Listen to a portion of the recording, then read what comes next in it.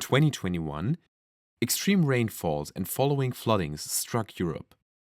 In Germany, these floodings had a strong destructive impact on the infrastructure, leading to long-term negative socio-economic effects on the region. In Course 3 of Python and VGI, we'll explore the potential of using OSM data for disaster risk reduction. Let's first import all necessary packages. The OSM client interacts with the OSM API for retrieving spatial data, while Pandas assists with data manipulation, and JSON handles JSON data processing. First, initialize the OSM client.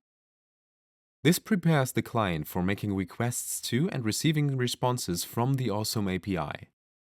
For the analysis, a GeoJSON file defining the area of interest, or AOI, is required.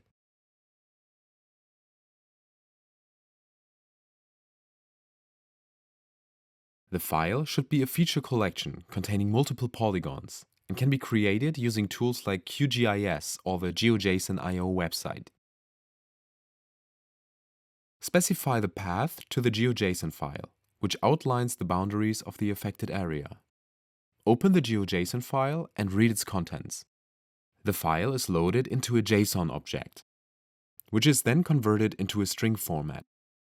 Printing the first 500 characters ensures that the file has been correctly read. To count the number of buildings affected by flooding, set the date for the analysis, e.g. a timestamp. This specifies that the data should reflect conditions as of June 15, 2021, providing a snapshot of the affected area on that date.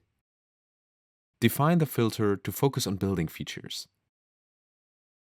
This filter targets building outlines within the specified area. It helps narrow down the data to relevant features only. A request is sent to the OSM API to count the buildings within the defined area on the specified date.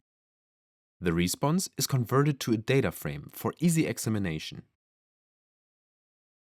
To retrieve detailed information about the affected buildings, make another request. This request fetches the building geometries within the affected area and saves the data as a GeoJSON file for future analysis or visualization.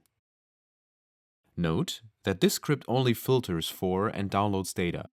It does not visualize the extent of the flooding nor the affected buildings.